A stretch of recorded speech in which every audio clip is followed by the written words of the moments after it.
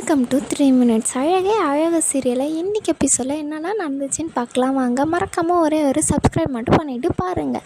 பார்த்தீங்கன்னா மதி மலர்கிட்ட பேசுகிறாங்க. என்னை மன்னிச்சிருங்க, நான் அப்படி பேசியிருக்கக்கூடாது உங்களை அப்படின்னு.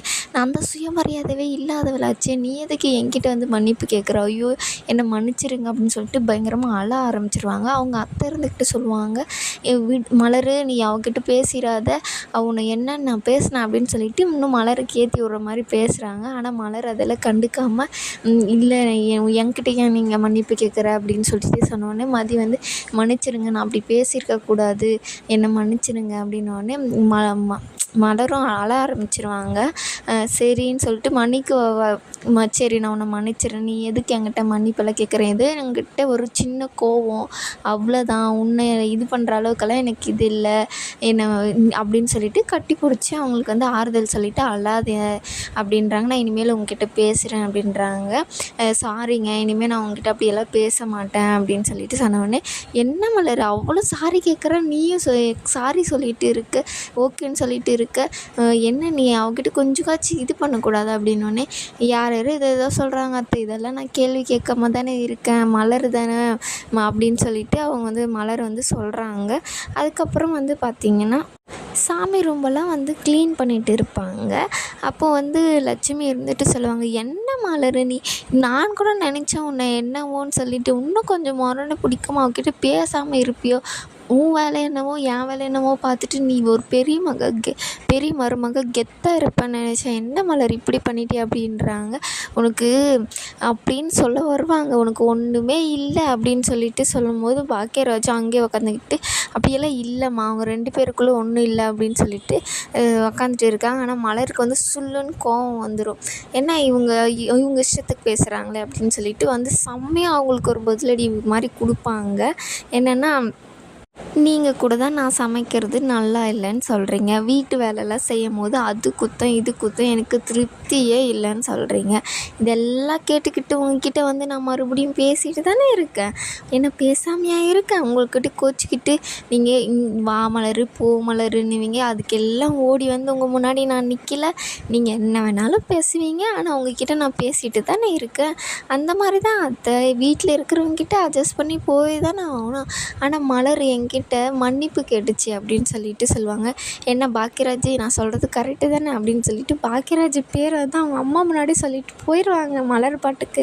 அதுக்கப்புறம் மாட்டுவார் பாக்கியராஜ், என்னடா அவள் இப்படியெல்லாம் பேசுகிறா அப்படின்னோடனே, அப்படியெல்லாம் இல்லைம்மா, நீ உங்களுக்காக நீங்கள் என்ன பேசுகிறீங்க, இதெல்லாம் நான் பொறுத்துட்டு தானே இருக்கேன் அப்படின்னு சொல்லிட்டு அவள் சொல்லிட்டு போகிறாம்மா, அவ்வளோதான், வேற ஒன்றும் இல்லை. அவள் ஏன் உன் பேரை சொல்லி கூப்பிட்றா, அப்போ இத்தனை நாள் எங்கள் முன்னாடி வாங்க போங்கன்னு பேசிட்டு ரூமுக்குள்ளே பேர் சொல்லி தான் உன்னை கூப்பிட்றாளா, என்னென்னவோ நடக்குதே அப்படின்றாங்க. எனக்கு வர மரியாதையே இல்லை பாக்கியராஜ் அப்படின்னு சொல்லிட்டு சொல்கிறாங்க. அப்படியெல்லாம் ஒன்றும் இல்லைம்மா, அவங்கள ஒரு இதில் தான் சொல்லிட்டு போகிறா, நீங்கள் என்ன சொன்னாலும் அவள் அட்ஜஸ்ட் பண்ணி போகிறா, இல்லை அதை சொல்லிட்டு போகிறாங்கம்மா, அவ்வளோதாம்மா அப்படின்னு சொல்லிட்டு சொல்கிறாங்க. நீ என்ன வேணால் சொல்லுடா, எனக்கு ஒரு மாதிரியாக தான் இருக்கு அவள் சொன்னது அப்படின்னு சொல்லிட்டு சொல்லுவாங்க. அதுக்கப்புறம் சுரேஷையும் மதியும் காமிப்பாங்க. மதி ரெடி ஆகிட்டு இருப்பாங்க. சுரேஷ் ஒரு ஃபோன் கால்லே கரெக்டாக அவங்க கண்ணாடி முன்னாடி நிற்பாங்க. சரி அந்த கண்ணாடிக்கு மாறலான்னு சொல்லிட்டு இன்னொரு கண்ணாடிக்கு போவாங்க. அங்கேயும் முன்னாடி ஆனால் ஃபோன்லேயே இருப்பார் அவர் கண்டுக்க மாட்டார் மதியம் அங்கே நின்றுட்டு இருக்கிறது. அதுக்கப்புறம் பார்ப்பார், மதியம் பின்னாடி நின்றுட்டு இருக்காளே, நம்ம அவளை டிஸ்டர்ப் பண்ணுறோமே அப்படின்னு சொல்லிட்டு ஒரு ஓரமாக வந்துடுவார். வந்துட்ட பின்னாடி மதியம் ரெடியாகி வெளியே போன பின்னாடி, இவ என்ன இன்னைக்கு நல்ல மூடில் இருக்காளே, நம்மக்கிட்ட சண்டை போடாமல் போகிறாளே அப்படின்னு சொல்லிட்டு அவர் கொஞ்சம் 2 பேருக்கு ஒரு லவ் ட்ராக் மாதிரி ஓடும். அதுக்கப்புறம் பார்த்திங்கன்னா மதிக்கிட்ட சொல்லுவாங்க மலர் லஞ்ச் பேக் எடுத்துகிட்டு போ அப்படின்னு சொல்லி, இல்லை வேணாங்க அப்படின்னோடனே, இல்லை பரவாயில்ல எடுத்துகிட்டு போ அப்படின்னு சொல்லிட்டு அவங்களுக்கு எடுத்து கொடுத்துட்டு எல்லாருக்கிட்டையும் சொல்லுவாங்க, நான் காலேஜுக்கு போகிறேன் அப்படின்னு சொல்லிட்டு. ஆனால் அவங்க யாரும் கொஞ்சம் கோவமாக இருப்பாங்க. சரி கிளம்புறேன் அப்படின்னு சொல்லிட்டு அவங்களும் கிளம்பிடுவாங்க.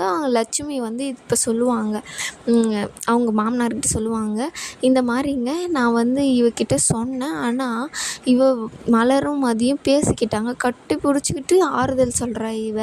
நான் கூட நினச்சேன் இவ என்னவோ இருப்பா அப்படின்னு சொல்லிட்டு. அதெல்லாம் நான் ஏன் இப்படி பண்ணுற மலர், நீ கொஞ்சம் கெத்தாக இருக்க வேண்டியது தானே, நீ கோவத்தை இது பண்ணுறது தானே அப்படின்னு நான் சொன்னேன். ஆனால் மலர் இருந்துக்கிட்டு உங்களுக்கு தான் நீங்கள் என்ன சொன்னாலும் நாங்கள் கேட்குறேன்ல, அது மாதிரி தான் அவள் என்ன சொன்னாலும் நான் கேட்குவேன் அப்படின்றாங்க. நான் அப்படியெல்லாம் ஒன்றும் சொல்லலையே அத்தை அப்படின்னுவாங்க. நீ அப்படி தான் சொன்ன அப்படின்னு. நான் அப்படியெல்லாம் சொல்லவே இல்லை அப்படின்னு சொல்லிட்டு மலர் முதல் முறையாக இவங்கள 2 பேருமே எதிர்த்து பேசுகிறாங்க. என்னென்னா, நீங்கள் சொல்கிறது எல்லாமே நான் அட்ஜஸ்ட் பண்ணி தான் போகிறேன், அந்த மாதிரி தான் வீட்டில் அவங்க சொல்கிறதும். அவங்க என்கிட்ட மன்னிப்பு கேட்டாங்க, என்கிட்ட சாரி சொன்னா அப்படின்னு சொல்லிட்டு அவள் செஞ்சதை அவள் ரியலைஸ் பண்ணிட்டா அப்படின்றாங்க.